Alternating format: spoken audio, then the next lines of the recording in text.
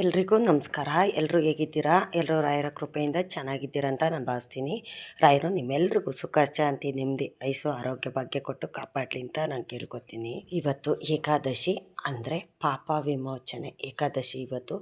ಹಾಗಾಗಿ ಇವತ್ತು ನಾನು ಅಷ್ಟೇ ಬೆಳಗ್ಗೆನೇ ಪೂಜೆ ಮಾಡಿದೆ. ಇವತ್ತು ಸ್ವಲ್ಪ ಬೇಗ ಎದ್ದೆ. ಇವತ್ತು ಒಂಥರ ನಾನು ಡೈಲಿ ಅಷ್ಟೇ ಬೆಳಗ್ಗೆ ಬೇಗ ಎದ್ದು ಬೆಳಗ್ಗೆ ಬ್ರಾಹ್ಮಿ ಮುಹೂರ್ತದಲ್ಲೇ ಪೂಜೆ ಮಾಡೋ ಅಭ್ಯಾಸನ ನಾನು ಮೊದಲಿಂದನೂ ಅಷ್ಟೇ ಮಾಡ್ಕೊಂಡು ಬಂದಿದ್ದೀನಿ.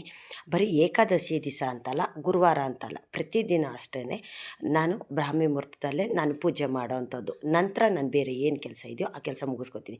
ಯಾಕಪ್ಪ ಅಂದರೆ ಈಗ ಮಕ್ಕಳಿಗೆ ಎಕ್ಸಾಮ್ ಸ್ಟಾರ್ಟ್ ಆಗಿದೆಯಲ್ಲ, ಹಂಗಾಗಿ ಮಕ್ಕಳನ್ನ ಬೆಳಿಗ್ಗೆ ನಾನು 3 ಗಂಟೆಗೆ ಎಬ್ಬರಿಸೋ ಅಂಥದ್ದು. ಅವ್ರು ಎದ್ದು ಓದ್ಕೊಳ್ಳೋಕೆ ಕೂತ್ಕೋತಾರಲ್ಲ, ಹಂಗಾಗಿ ಆವಾಗ ನಮಗೆ ಮಲ್ಗೋಕ್ಕಾಗೋದಿಲ್ಲ. ಆ ಥರ ಏನಾದರೂ ಬೆಳಗಿನ ಜಾವ ನಿದ್ದೆ ಬತ್ತು ಅಂತ ನಾವು ಮಲ್ಕೋತು ಅಂತಂದರೆ ಮಕ್ಕಳು ಅಷ್ಟೇ ನಮ್ಮ ಜೊತೆ ಮಲ್ಕೊಂಡ್ಬಿಡ್ತವೆ. ಹಾಗಾಗಿ ಓದೋ ಮಕ್ಕಳು ಇದ್ದರು ಅಂತಂದರೆ ಬೆಳಗಿನ ಜಾವ 3 ಗಂಟೆಗೆ ಎಬ್ಬರಿಸಿ ಅವ್ರ ಜೊತೆಗೆ ನಾವು ಅಷ್ಟೇ ಏನಾದರೂ ಕೆಲಸ ಕಾರ್ಯ ಮಾಡ್ತಿದ್ದಾಗ ಅವ್ರಿಗೂ ಅಷ್ಟೇ ನಾನು ಓದಬೇಕು, ನನ್ನ ಜೊತೆಗೆ ಯಾರೋ ಎದ್ದಿದ್ದಾರೆ ಅಂತ ಅವ್ರಿಗೂ ಅಷ್ಟೇ ಬೇಜಾರಾಗೋದಿಲ್ಲ. ಕೂತ್ಕೊಂಡು ಓದೋದ್ರಲ್ಲೂ ಅಷ್ಟೇ ಇಂಟ್ರೆಸ್ಟ್ ಅನ್ನೋದು ಬರುತ್ತೆ. ಹಾಗಾಗಿ ನಾನು ಮೊದಲಿಂದನೂ ಅಷ್ಟೇ 3 ಗಂಟೆಗೆ ಎದ್ದೋಳೋ ಅಭ್ಯಾಸ ನಾನು ಮಾಡ್ಕೊಂಡಿದ್ದೀನಿ ನಾನು. ಹಾಗಾಗಿ ನಾನು ಎದ್ದೊಳ್ತೀನಲ್ಲ, ಹಾಗಾಗಿ ಮಕ್ಕಳನ್ನು ಸಹ ನಾನು ಎಬ್ಬರಿಸ್ತೀನಿ. ಓದೋ ಮಕ್ಕಳು ಇದ್ದಾಗ ಈ ಥರ ಎಬ್ಬರಿಸಿದಾಗ ಅವ್ರಿಗೆ ವಿದ್ಯೆ ಅನ್ನೋದು ತಲೆನಲ್ಲಿ ಹತ್ತುತ್ತೆ. ನಾವು ಇಡೀ ದಿನ ಎಷ್ಟೇ ಓದಿದ್ರೂ ವಿದ್ಯೆ ನಮ್ಮ ತಲೆಗೆ ಹತ್ತೋದಿಲ್ಲ. ಆದರೆ ಬೆಳಗಿನ ಜಾವ ಇದೆಯಲ್ಲ, ಈ 3 ಗಂಟೆಯಿಂದ 6 ಗಂಟೆ ತನಕ ಏನೊಂದು ಓದ್ತೀವೋ ಮತ್ತು ಏನೊಂದು ನಾವು ಒಳ್ಳೆ ಕೆಲಸ ಮಾಡ್ತೀವೋ ಆ ಕೆಲಸ ಒಳ್ಳೆಯದಾಗುತ್ತೆ. ಭಗವಂತ ಆಶೀರ್ವಾದ ಮಾಡ್ತಾರೆ. ಹಾಗಾಗಿ ಬ್ರಾಹ್ಮಿ ಮುಹೂರ್ತದಲ್ಲಿ ಯಾವುದೇ ಒಂದು ಕೆಲಸ ಮಾಡಿದ್ರೂ ತುಂಬ ಒಳ್ಳೆಯದಾಗುತ್ತೆ, ಪ್ರಶಸ್ತವಾಗಿರುತ್ತೆ. ಆ ಟೈಮು ಆರೋಗ್ಯಕ್ಕಾಗಿರ್ಬೋದು, ಅದು ತುಂಬ ಒಳ್ಳೆಯ ಟೈಮು ಅಂತಲೇ ಹೇಳ್ಬೋದು. ಏಕೆ ಅಂತಂದರೆ ಭಗವಂತ ಇಂತಿಂಥ ಟೈಮಲ್ಲಿ ಇಂತಿಂಥ ಗಂಟೆನಲ್ಲಿ ಈ ಥರ ಒಳ್ಳೆಯದು ಅನ್ನೋದನ್ನು ಭಗವಂತ ಬಿಡುಗಡೆ ಮಾಡ್ತಿರ್ತಾನೆ. ಹಾಗಾಗಿ ನಾವು ಬೆಳಗಿನ ಜಾವ ಎದ್ದು ಒಂದು ಕೆಲಸ ಮಾಡೋದ್ರಲ್ಲಾಗಿರ್ಬೋದು, ಮನೆಗೆ ಪೂಜೆ ಮಾಡೋದ್ರಲ್ಲಾಗಿರ್ಬೋದು, ಇಲ್ಲ ದೇವ್ರದ್ದು ಒಂದು ಸ್ತೋತ್ರ ಹೇಳೋದಾಗಿರ್ಬೋದು, ಈ ಥರ ಹೇಳೋದು, ಮಕ್ಕಳನ್ನ ಎಬ್ಬರಿಸ್ಬಿಟ್ಟು ಕುಂಡ್ರಿಸ್ಬಿಟ್ಟು ಅವ್ರನ್ನೂ ಅಷ್ಟೇ ಓದಿಸೋದು, ಈ ಥರ ಅವ್ರಿಗೂ ಮೊದಲಿಂದನೇ ಅಭ್ಯಾಸ ಮಾಡಿಸಿದ್ರೆ ಅವ್ರಿಗೆ 1-2 ದಿವಸ 3 ದಿವಸ ಇಲ್ಲ 1 ವಾರ ಸ್ವಲ್ಪ ಅವ್ರಿಗೂ ಅಷ್ಟೇ ಎದ್ದೇಳೋದಕ್ಕೆ ಗಡಿಬಿಡಿ ಆಗುತ್ತೆ. ನಂತರ ಅವ್ರಿಗೆ ಅಭ್ಯಾಸ ಆಗೋಗುತ್ತೆ. ನಾವು ಎಬ್ಬರಿಸ್ಲಿಲ್ಲ ಅಂತಂದರೂ ಸಹ ಅವರೇ ಎದ್ದು ಓದ್ಕೋತಾರೆ. ಈ ಥರ ಒಂದು ಅಭ್ಯಾಸನ ನಾವು ಮಾಡ್ಕೋಬೇಕು ಮತ್ತು ಮಕ್ಳಿಗೂ ಮಾಡಿಸ್ಬೇಕು. ಆವಾಗ ಅವ್ರಿಗೂ ಅಷ್ಟೇ ಬೇರೆ ಕಡೆ ಅವ್ರ ಜ್ಞಾನ ಅನ್ನೋದು ಹೋಗೋದಿಲ್ಲ. ಈಗ ನಿದ್ದೆ ಮಾಡೋದು ನಾವು ಯಾವಾಗಲೂ ಇದ್ದಿದ್ದೆ. ಮಕ್ಕಳಿಗೆ ಈಗ ರಜಾ ಬತ್ತು ಅಂದರೂ ಸಾಕು ನಾವು ಮಲಗಿಸ್ತೀವಿ ನಾವು. ಏಕೆ ಅಂತಂದರೆ ಅವರು ವರ್ಷ ಎಲ್ಲ ಬೇಗ ಎದ್ದೇಳ್ತಾರೆ, ಬೇಗ ಓದ್ತಾರೆ ಅಂತ ಅಂದ್ಬಿಟ್ಟು ರಜೆ ಟೈಮಲ್ಲಿ ಮಲಗಿಸ್ತೀವಿ. ಹಾಗಾಗಿ ಈ ಎಕ್ಸಾಮ್ ಟೈಮು ಓದುವಂಥ ಟೈಮ್ ಇದ್ದಾಗ ಸ್ವಲ್ಪ ಮಕ್ಕಳನ್ನ ಬೇಗ ಎಬ್ಬರಿಸೋ ಅಂಥ ಅಭ್ಯಾಸ ನಾವು ಮಾಡಿಸ್ತು ಅಂತಂದರೆ ಅವರು ನಮ್ಮ ಜೊತೆಗೆ ಯಾವಾಗಲೂ ಸಹ ಎದ್ದೇಳ್ತಾರೆ. ಇದನ್ನು ಯಾವಾಗಲೂ ಅಷ್ಟೇ ನಾವು ಪಾಲಿಸ್ಬೇಕು. ನಾವು ಅಟ್ಲೀಸ್ಟ್ 3 ಗಂಟೆಗೆ ಎಬ್ಬರಿಸ್ಲಿಲ್ಲ ಅಂದ್ರೂ ಅವ್ರನ್ನ 5 ಗಂಟೆಗೆ ಡೈಲಿ ಎಬ್ಬರಿಸೋ ಥರ ಅಭ್ಯಾಸ ಮಾಡಿ. ಎಕ್ಸಾಮ್ ಟೈಮಲ್ಲಿ 3 ಗಂಟೆಗೆ ಎದ್ದೇಳಲೇಬೇಕು, ಅವ್ರು ಓದಲೇಬೇಕು.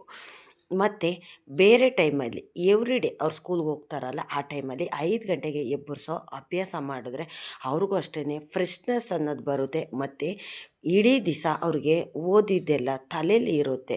ಏನೋ ಒಂಥರ ಒಳ್ಳೆ ಫೀಲ್ ಕೊಡುತ್ತೆ ಅವ್ರಿಗೆ. ಈ ಥರ ಅಭ್ಯಾಸನ ಪ್ರತಿಯೊಬ್ಬರು ಮಾಡಿಕೊಂಡ್ರೆ ತುಂಬ ಒಳ್ಳೆಯದು.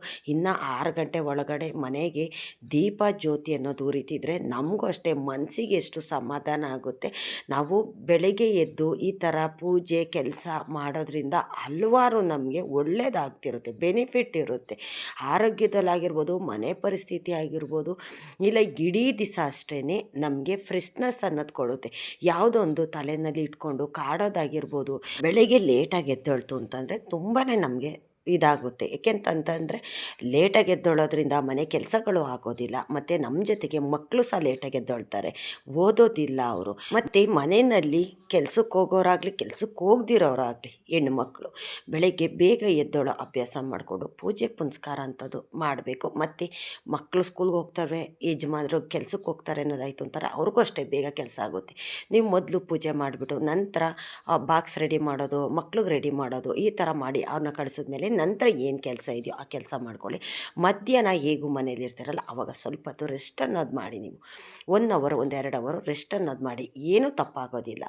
ಕೆಲವರು ಹೇಳ್ತಾರೆ ಬೆಳಗ್ಗೆ ಬೇಗ ಎದ್ದು ಪೂಜೆ ಮಾಡಿಬಿಟ್ಟು ತಿರ್ಗಾ ಮಧ್ಯಾಹ್ನ ರೆಸ್ಟ್ ಮಾಡೋಂಗಿಲ್ಲ ಅಂತ ಕೆಲವರು ಹೇಳ್ತಾರೆ. ಏನೂ ತಪ್ಪಾಗೋದಿಲ್ಲ. ಏಕೆ ಅಂತಂದರೆ ನೀವು ಬೆಳಗ್ಗೆ ಬೇಗ ಎದ್ದಿರ್ತೀರಲ್ಲ, ಹಂಗಾಗಿ ನಿದ್ದೆ ಅನ್ನೋದು ಬರ್ತಾ ಇರುತ್ತೆ. ಅದಕ್ಕೆ ಮಧ್ಯಾಹ್ನ ಟೈಮು ನೀವು ಸ್ವಲ್ಪ ರೆಸ್ಟ್ ಅನ್ನೋದು ಮಾಡಿ. ಆದರೆ ಹಾಸಿಗೆ ಮೇಲೆ ಮಲ್ಗೋದಕ್ಕೆ ಹೋಗಬೇಡಿ. ಅಂದರೆ ಮಂಚದ ಮೇಲೆ ನೀವು ಡೈಲಿ ನೈಟ್ ಮಲಗ್ತಿರಲ್ಲ ಆ ರೀತಿ ಮಲ್ಗೋದಕ್ಕೆ ಹೋಗಬೇಡಿ. ಹಾಲಲ್ಲಿ ಚಾಪೆ ಹಾಕ್ಕೊಂಡು ಕೆಳಗಡೆ ಮಲ್ಕೊಳ್ಳೋ ಅಭ್ಯಾಸ ಮಾಡ್ಕೊಳ್ಳಿ. ಈ ಒಂದು ದಿವಾನ ಮೇಲೆ ಮಲ್ಕೊಳ್ಳೋದು, ಸೋಫಾ ಮೇಲೆ ಮಲ್ಕೊಳ್ಳೋದು, ಹಾಸಿಗೆ ಮೇಲೆ ಅಂದರೆ ಮಂಚದ ಮೇಲೆ ಮಲ್ಕೊಳ್ಳೋದು, ಈ ಥರ ಎಲ್ಲ ಮಾಡೋದಕ್ಕೆ ಹೋಗಬೇಡಿ. ತಿರ್ಗಿ ಏಕೆ ಅಂತಂದರೆ ಸಂಜೆ ದೀಪ ಹಚ್ಚಬೇಕಾಗುತ್ತೆ. ನಾವು ಒಂದು ಸತಿ ಮಲಗಿದ್ದೆದ್ವಿ ಅಂತಂದರೆ ಅದು ನಾವು ಮೈಲಿಗೆ ಆದಂಗೆ ಅರ್ಥ. ಹಾಗಾಗಿ ನೀವು ಮಲಗಬೇಕಾ ಹಾಲಲ್ಲಿ ಒಂದು ಚಾಪೆ ಹಾಕ್ಕೊಂಡು ಅಲ್ಲಿ ಮಲ್ಕೊಳ್ಳಿ. ಏನು ತಪ್ಪಾಗೋದಿಲ್ಲ, ಏನು ತೊಂದರೆ ಆಗೋದಿಲ್ಲ. ಅದಕ್ಕೆ ಹೇಳೋದು, ಹಿಂದಿನ ಕಾಲದಲ್ಲಿ ಹಿರಿಯರು ಹೇಳೋರು, ಅಂದರೆ ನಾವು ಚಿಕ್ಕವರಾಗಿದ್ದಾಗ ದೊಡ್ಡವರು ಹೇಳೋರು, ಆವಾಗ 7-7:30ಗೆಲ್ಲ ಊಟ ಮುಗಿಸ್ಬಿಟ್ಟು 8 ಗಂಟೆಗೆಲ್ಲ ಮಲ್ಕೋತಾ ಇದ್ವಿ. ನಾವು ಚಿಕ್ಕವರಾಗಿದ್ದಾಗ ನಮ್ಮ ಮನೆಯಲ್ಲಿ ತಂದೆ ತಾಯಿಗಳು ಪಾಲಿಸ್ತಿದ್ದು ಅಂತಂದರೆ, ನಮ್ಮ ಮನೇಲಿ ಅಂತಲ್ಲ, ಹಳ್ಳಿ ಕಡೆ ಎಲ್ಲರೂ ಅಷ್ಟೇ, ಪ್ರತಿಯೊಬ್ಬರು ಅಷ್ಟೇ 7-7:30 ಒಳಗಡೆ ಊಟ ಮುಗಿಸ್ಬಿಟ್ಟು 8 ಗಂಟೆಗೆಲ್ಲ ಎಲ್ಲರೂ ಅಷ್ಟೇ ಮಲ್ಕೊಂಡ್ಬಿಡ್ತಾಯಿದ್ರು. ಆವಾಗ ಈ ಥರ ಒಂದು ಟಿ ವಿ ಆಗಲಿ, ಇನ್ನೊಂದಾಗಲಿ, ಮೊಬೈಲ್ ಆಗಲಿ ಯಾವುದೂ ಅಷ್ಟೇ ಇರ್ತಾ ಇರಲಿಲ್ಲ. ಕೆಲಸ ಕಾರ್ಯದಲ್ಲಿ ಎಷ್ಟು ತೊಡಗಿಸ್ಕೊತಿದ್ರು ಅಷ್ಟು ಅವ್ರಿಗೆ ಆರೋಗ್ಯವಾಗಿರ್ತಿದ್ರು. ಅವ್ರ ಯೋಚನೆಗಳು ಅಷ್ಟೇ ಆ ಕಡೆ ಈ ಕಡೆ ಹೋಗ್ತಾ ಇರಲಿಲ್ಲ. ಬೆಳಿಗ್ಗೆ ಬೇಗ ಎದ್ದೇಳಬೇಕು, ಮನೆ ಕೆಲಸ ಮಾಡಬೇಕು. ನಮ್ಮ ಕೆಲಸಗಳು ಅಂದರೆ ಹಳ್ಳಿನಲ್ಲಿ ಏನು ಹೊಲ ಗದ್ದೆನಲ್ಲಿ ತೋಟದಲ್ಲಿ ಕೆಲಸ ಇದೆಯೋ ಆ ಕೆಲಸ ಮಾಡಬೇಕು ಅನ್ನೋದಷ್ಟೇ ಅವ್ರಿಗಿದಾಗಿತ್ತು. ಇವಾಗಲಿನ ಥರ ಟಿ ವಿ ನೋಡೋದು, ಮೊಬೈಲ್ ನೋಡೋದು, ಬೇಡದಿರೋ ವಿಷಯ ಎಲ್ಲ ತಲೆಗೆ ಹಾಕ್ಕೊಳ್ಳೋದು, ಈ ಥರ ಯೋಚನೆ ಮಾಡೋದು, ಒಂದು ಹುಷಾರಿಲ್ದಿರೋದಾಗಲಿ, ಇವಾಗ ಬಿ ಪಿ ಶುಗರು ಅನ್ನೋದೆಲ್ಲ ಇತ್ತೀಚೆಗೆ ಉಟ್ಕೊಂಡಿರೋಂಥದ್ದು. ನಾವು ಚಿಕ್ಕವರಾಗಿರ್ಬೇಕಾದ್ರೆ ಇದು ಯಾವುದು ಅಷ್ಟೇ ಬಿ ಪಿ ಶುಗರ್ ಅನ್ನೋದು ಯಾವುದು ಅಷ್ಟೇ ನಮಗೆ ಗೊತ್ತಿರಲೇ ಇಲ್ಲ. ಆ ಥರ ಒಂದು ಕಾಯಿಲೆ ಇದೆ ಅನ್ನೋದು ಸಹ ನಮಗೆ ಗೊತ್ತಿರಲಿಲ್ಲ. ಆ ಥರ ಒಂದು ಟೆನ್ಷನ್ನು ಇದ್ದಾಗ ಈ ಥರ ಒಂದು ಪರಿಸ್ಥಿತಿ ಅನ್ನೋದು ನಾವು ಎದುರಿಸ್ಬೇಕಾಗುತ್ತೆ. ಅದಕ್ಕೆ ಹೇಳೋದು, ಬೆಳಗ್ಗೆ ಬೇಗ ಎದ್ದೇಳಬೇಕು ಅಂತಂದರೆ ಸಂಜೆ ಬೇಗ ಊಟ ಮಾಡಿ ಬೇಗ ಮಲ್ಕೋಬೇಕು. ಒಂದು 9:30 10 ಗಂಟೆಗೆಲ್ಲ ಮಲಗೋ ಅಭ್ಯಾಸ ಮಾಡ್ಕೊಳ್ಳಿ. ನೀವು ಮಲಗಲಿಲ್ಲ ಅಂದರೆ ಓದೋ ಮಕ್ಕಳು ಸಹ ಮಲಗೋದಿಲ್ಲ. ಅವರು ಟಿ ವಿ ನೋಡಿಕೊಂಡು ಇಲ್ಲ ಮೊಬೈಲ್ ನೋಡಿಕೊಂಡು ಕೂತ್ಕೊಂಡ್ಬಿಡ್ತಾರೆ. ನೀವು ಮಲಗಿಲ್ಲ ಅಂದರೆ ಲೈಟ್ ಉರಿತಿದ್ರೆ, ಮನೆಯಲ್ಲಿ ಸೌಂಡ್ ಆಗ್ತಿದ್ರೆ, ಮಾತಾಡ್ತಿದ್ರೆ ಮಕ್ಳಿಗೂ ಅಷ್ಟೇ ನಿದ್ದೆ ಅನ್ನೋದು ಬರೋದಿಲ್ಲ. ನೀವೆಷ್ಟು ಬೇಗ ಕೆಲಸ ಕಾರ್ಯ ಎಲ್ಲ ಮುಗಿಸಿ ಊಟ ಮುಗಿಸಿ ನೀವು ಮಲ್ಕೋತೀರೋ ಬೆಳಗ್ಗೆ ನಿಮ್ಗೆ ಯಾವುದೇ ಅಲಾರಮ್ ಬೇಕಾಗಿರೋದಿಲ್ಲ, ಯಾರು ಎಬ್ಬಿಸ್ಬೇಕಾಗಿರೋದಿಲ್ಲ. ನಿಮಗೆ ನೀವೇ ಎಚ್ಚರ ಆಗಿ ನೀವೇ ಎದ್ದೊಳ್ತೀರ. ಇದನ್ನು ನೀವು ಅಬ್ಸರ್ವ್ ಮಾಡಿ ನೋಡಿ. ರಾತ್ರಿ ಬೇಗ ಊಟ ಮಾಡಿ ಬೇಗ ಮಲ್ಕೊಳ್ಳಿ. ಬೆಳಗ್ಗೆ ನಿಮ್ಗೆ ಯಾರು ಎಬ್ಬಿಸೋದೇ ಬೇಡ, ಅಷ್ಟು ಬೇಗ ನೀವು ಎದ್ದೇಳ್ತೀರ. ಮತ್ತು ನೀವು ಮಲಗೋದೇ ಲೇಟು, ಊಟ ಮಾಡೋದು ಅಷ್ಟೇ ಯಾವತ್ತೂ ಅಷ್ಟೇ ಲೇಟ್ ಮಾಡೋದಕ್ಕೆ ಹೋಗಬಾರ್ದು. ನೀವು ಊಟನ ಬೇಗ ಮಾಡಿ, ಮಲಗೋದು ಇಷ್ಟೊತ್ತಾದರೂ ಪರವಾಗಿಲ್ಲ, ಊಟ ಬೇಗ ಮಾಡಬೇಕು. ನಾವು ಊಟ ಮಾಡೋದಕ್ಕೂ ಮಲಗೋದಕ್ಕೂ 2 ಅವರ್ ಗ್ಯಾಪ್ ಅನ್ನೋದಿರಬೇಕು. ಆವಾಗ ಆರೋಗ್ಯನೂ ಅಷ್ಟೇ ಸುಧಾರಿಸುತ್ತೆ. ನಾವು ಊಟ ಮಾಡಿ ಹಿಂದೆಯೇ ಮಲಗಬಾರ್ದು ಯಾವತ್ತೂ ಅಷ್ಟೇ, ಅದು ಜೀರ್ಣ ಆಗಬೇಕು. ಜೀರ್ಣ ಆಗಿದ ನಂತರನೇ ನಾವು ಮಲಗಬೇಕು. ಹಂಗಾಗಿ ಈ ಥರ ಒಂದು ಅಭ್ಯಾಸನ ನಾವೆಲ್ಲರೂ ಅಷ್ಟೇ ಮಾಡ್ತಾ ಇಲ್ಲ, ಎಲ್ಲ ತಪ್ಪಿಸ್ಕೊಂಡಿದ್ದೀವಿ. ಊಟ ಮಾಡೋದೇ ಲೇಟು, 9:30 10 ಗಂಟೆ, ಕೆಲವರು 11 ಗಂಟೆ 12 ಗಂಟೆ ಗಂಟ ಊಟ ಮಾಡ್ತಿರ್ತಾರೆ. ಮಲಗೋದಂತೂ ಇನ್ನೂ ಲೇಟು. ಅವರು ಬೆಳಗ್ಗೆ ಎದ್ದೇಳಬೇಕಾದ್ರೆ ಬೇಗ ಎದ್ದೇಳೋಕ್ಕಾಗುತ್ತಾ? ಖಂಡಿತ ಎದ್ದೇಳೋಕ್ಕಾಗೋದಿಲ್ಲ. ಅವ್ರು ಎದ್ದೇಳೋದೇ 8:30 9 ಗಂಟೆ, ಕೆಲವರು 10 ಗಂಟೆ 11 ಗಂಟೆ ಎದ್ದೇಳ್ತಾರೆ. ಆ ಥರ ಯಾವತ್ತೂ ಅಷ್ಟೇ ಮನೆಯಲ್ಲಿ ಹೆಣ್ಮಕ್ಳಾಗಲಿ ಗಂಡು ಮಕ್ಕಳಾಗಲಿ ಆ ಥರ ಅಭ್ಯಾಸ ನಾವು ಮಾಡ್ಕೊಳ್ಳೋದಕ್ಕೆ ಹೋಗಬಾರ್ದು. ಹಿಂದಿನ ಕಾಲದಿಂದ ನಮಗೇನೊಂದು ರೂಢಿ ಮಾಡಿಕೊಟ್ಟಿದ್ದಾರೋ, ಹಿರಿಯರು ಏನೊಂದು ಪಾಲನೆ ಮಾಡ್ಕೊಂಬಂದಿದ್ದಾರೋ ಅದನ್ನು ನಾವು ಪಾಲಿಸ್ತಾ ಹೋದರೆ ಅವಾಗ ಯಾರಿಗೇನು ಕಷ್ಟ ಇತ್ತಾ, ಒಂದು ಆರೋಗ್ಯದಲ್ಲಿ ಸಮಸ್ಯೆ ಇತ್ತಾ? ಯಾವತ್ತೂ ಅಷ್ಟೇ ಇರಲಿಲ್ಲ. ಬ್ರಾಹ್ಮಿ ಮುಹೂರ್ತ ಟೈಮು ಅಂತಂದರೆ ಅದು ದೇವರ ಟೈಮ್ ಆಗಿರುತ್ತೆ, ದೇವರ ಕರೆಗಂಟೆ ಆಗಿರುತ್ತೆ. ಆ ಟೈಮಲ್ಲಿ ಎದ್ದೇಳಬೇಕು, ಕೆಲಸ ಮಾಡಬೇಕು, ಮನೆಗೆ ದೀಪ ಹಚ್ಚಬೇಕು. ನಂತರ ನಿಮ್ಮ ಕೆಲಸ ಕಾರ್ಯ ಏನಿದೆಯೋ ಅದರಿಂದ ತೊಡಗಿಸ್ಕೊಂಡಾಗ ಅದರಲ್ಲಿ ನಿಮಗೆ ಯಶಸ್ಸು ಅನ್ನೋದು ಬರುತ್ತೆ. ಎಲ್ಲದರಲ್ಲೂ ಅಷ್ಟೇ ನಮ್ಮ ಜೀವನದಲ್ಲಿ ಯಾವುದೇ ಒಂದು ಕೆಟ್ಟದ್ದು ಅನ್ನೋದು ಆಗ್ತಿರೋದಿಲ್ಲ. ಎಲ್ಲ ಒಳ್ಳೆಯದು ಶುಭ ದಿನ ಥರ ಯಾವುದು ಮುಂದುವರಿತಿರುತ್ತೋ ಅದೇ ಥರ ಅಂದ್ಕೊಂಡಿದ್ದೆಲ್ಲ ನಾವು ಏನೇ ಕೆಲಸಕ್ಕೆ ಕೈ ಇಕ್ಕಿದೆಯಲ್ಲ ಅದೆಲ್ಲ ಯಶಸ್ಸು ಅನ್ನೋದು ಕೊಡ್ತಿರುತ್ತೆ. ಇದನ್ನು ನಾವು ಅಭ್ಯಾಸ ಮಾಡ್ಕೋಬೇಕು. ಕೆಲವರು ಸೂರ್ಯ ಉದಯ ಆದಮೇಲೆ ಎದ್ದೇಳ್ತಾರೆ, ಯಾವತ್ತೂ ಅಷ್ಟೇ ಆ ಥರ ಎದ್ದೇಳೋದಕ್ಕೆ ಹೋಗಬಾರ್ದು. ಸೂರ್ಯ ಹುಟ್ಟಿದ ಮೇಲೆ ಮನೆ ಬಾಗಿಲಿಗೆ ನೀರು ಹಾಕಬಾರ್ದು, ಸೂರ್ಯನ ಮುಖಕ್ಕೆ ನೀರು ಎರಚಿದಾಗ ಆಗುತ್ತೆ. ಈ ಥರ ಅಷ್ಟೇ ನಾನು ಸುಮಾರು ಜನ ನೋಡ್ತೀನಿ ಆ ಥರ ತಪ್ಪನ್ನು ಮಾಡ್ತಾರೆ. ಯಾವತ್ತೂ ಅಷ್ಟೇ ನಾವು ಮಾಡೋದಕ್ಕೆ ಹೋಗಬಾರ್ದು. ನೀವು ರಾತ್ರಿ ಬೇಗ ಮಲ್ಕೊಳ್ಳಿ, ಒಂದು 9-9:30ಗೆಲ್ಲ ಮಲ್ಕೊಳ್ಳೋ ಅಭ್ಯಾಸ ಮಾಡಿಕೊಂಡ್ರೆ ಬೆಳಗಿನ ಜಾವ 3 ಗಂಟೆಗೆ ನಿಮಗೆ ಎಚ್ಚರ ಆಗುತ್ತೆ. ಆವಾಗ ನೋಡಿ ನಿಮಗೆ ನಿದ್ದೆನೂ ಅಷ್ಟೇ ಕಂಪ್ಲೀಟ್ ಆಗುತ್ತೆ. ಮತ್ತು ಕೆಲ್ಸಕ್ಕೆ ಹೋಗೋರಿಗೆ ನಿದ್ದೆ ಅನ್ನೋದು ಬರೋದಿಲ್ಲ. ನಾವು ಮುಂಚೆ ಎಲ್ಲ ನಾನು ಕೆಲ್ಸಕ್ಕೆ ಹೋಗ್ತಿದ್ದು ಬೆಳಗಿನ ಜಾವ ನಾನು 4:45 5 ಗಂಟೆಗೆ ಮನೆ ಬಿಟ್ಟರೆ 6 ಗಂಟೆಗೆಲ್ಲ ನಾವು ಫಸ್ಟ್ ಶಿಫ್ಟು ಡ್ಯೂಟಿಗೆ ಹೋಗಬೇಕಾಗಿತ್ತು. ಆವಾಗ ನಾನು ಎದ್ದೇಳ್ತಿದ್ದೆ ನಾನು 3 ಗಂಟೆಗೆ. ಅಂದರೆ ನಾನು 3 ಗಂಟೆಗೆ ಎದ್ದೇಳಬೇಕು ಅಂತಂದರೆ ನಾನು ಮಲಗ್ತಿದ್ದೆ ನಾನು 9-9:30 ಒಳಗಡೆ ಎಲ್ಲ ನಾನು ಮಲಗಿಬಿಡ್ತಿದ್ದೆ. ಮನೆಯಲ್ಲಿ ಏನು ಕೆಲಸ ಇದೆಯೋ ನೈಟ್ ಮಾಡೋಂಥ ಕೆಲಸ ಎಲ್ಲ ಮುಗಿಸಿ ಮಕ್ಳಿಗೂ ಊಟ ಮಾಡಿಸಿ ನಾವು ಊಟ ಮಾಡಿ ಅಡುಗೆ ಮನೆಯೆಲ್ಲ ಕ್ಲೀನ್ ಮಾಡಿ 9:30ಗೆಲ್ಲ ನಾನು ಲೈಟ್ ಆಫ್ ಮಾಡಿ ಮಲಗಿಬಿಡ್ತಿದ್ದು. ನನಗೆ 3 ಗಂಟೆಗೆ ನಾನು ಯಾವತ್ತೂ ಅಷ್ಟೇ ಅಲಾರಾಮ್ ಅನ್ನೋದು ಇಟ್ಕೋತಿರ್ಲಿಲ್ಲ. ಹಾಗಾಗಿ 3 ಗಂಟೆಗೆ ನನಗೆ ತಟ್ಟಂತೆ ಎಚ್ಚರ ಆಗೋದು.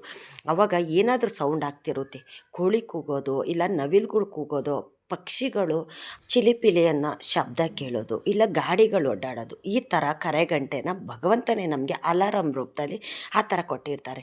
ನೀವು ಅಬ್ಸರ್ವ್ ಮಾಡಿ 3 ಗಂಟೆಗೆ ಕೋಳಿ ಕೂಗುತ್ತೆ. ಏಂತ ಕೂಗುತ್ತೆ ಅದು ಗೊತ್ತಿರುತ್ತಾ 3 ಗಂಟೆ ನಾನು ಕೂಗಬೇಕು ಅಂತ? ಇಲ್ಲ. ಇಡೀ ಜಗತ್ತಿಗೆ ನೀನು ಎಚ್ಚರ ಮಾಡು, ನೀನು ಎಬ್ಬರಿಸು ಅಂತ ದೇವರು ಕೋಳಿ ರೂಪದಲ್ಲಿ ಈ ಥರ ನಮಗೆ ಎಚ್ಚರ ಮಾಡಿಸೋ ಅಂಥದ್ದು. ಅದನ್ನು ನಾವು ತಿಳ್ಕೊಂಡು ಬೇಗ ಎದ್ದು ಈ ಥರ ಒಂದು ಮನೆಯಲ್ಲಿ ಪೂಜೆ ಪುನಸ್ಕಾರ ಮಾಡೋದು, ಒಂದು ದೇವಸ್ಥಾನಕ್ಕೆ ಹೋಗೋ ಅಭ್ಯಾಸ ಮಾಡ್ಕೊಳ್ಳೋದು, ಮಕ್ಕಳನ್ನ ಬೇಗ ಎಬ್ಬರಿಸೋದು.